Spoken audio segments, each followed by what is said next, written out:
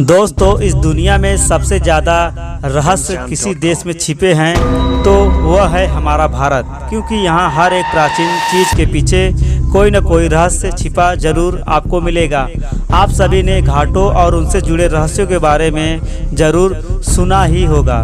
दोस्तों, हमारे भारत में ऐसे कई घाट आपको देखने को मिलेगा। तो चलिए चलते हैं एक रामायण काल से जुड़े राम घाट के बारे में। जी हाँ दोस्तों, राम घाट के बारे में स्वागतम आपका चित्रकूट के राम घाट के इस एपिसोड में।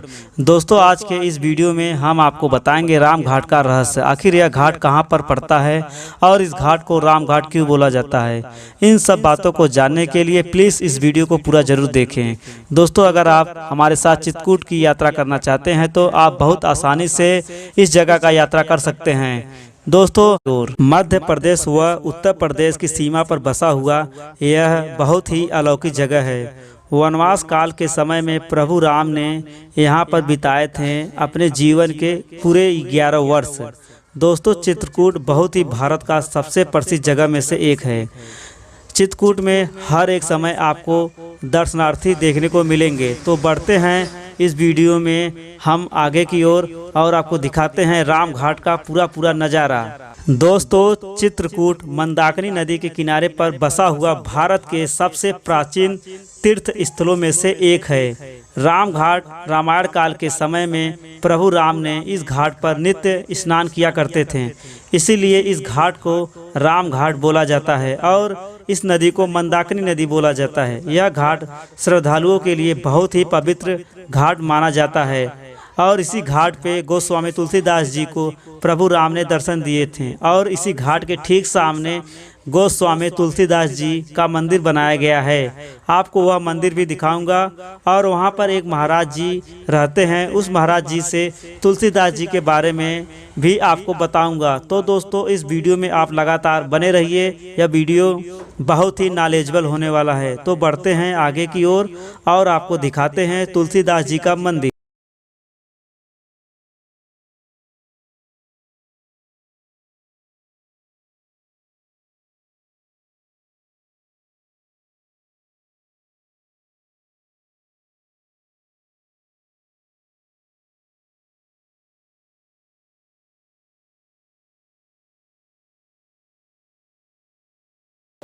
जो दोहा प्रसिद्ध है, पूरा भारतवर्ष जानता है कि हर व्यक्ति के मुख में रखा हुआ है कि चित्रकूट के घाट पर भई संतन की भीड़, तुलसीदास चंदन घिसे तिलक देत रघुवीर। ये वही स्थान है।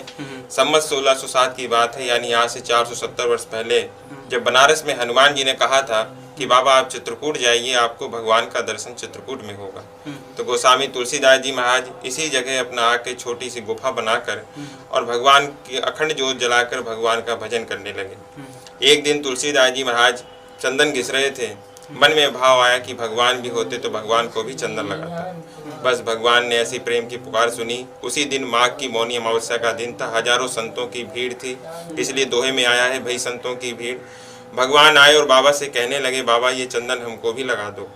लेकिन तुलसीदास जी इतना प्रेम में मगन थे कि सामने बैठे भगवान को पहचान नहीं पा रहे थे। हनुमान जी महाराज ने दूर से देखा कि अरे भगवान बैठे हैं, बाबा पहचान नहीं पा रहे हैं, और कहीं ऐसा ना हो कि भगवान चंदन लगाकर चले जाएं और मेरे बाबा दर्शन न कर पाए। लेकिन हनुमान जी का तो काम है भक्त और भगवान का मिलन कराना। हनुमान जी महाराज भी नहीं चूके।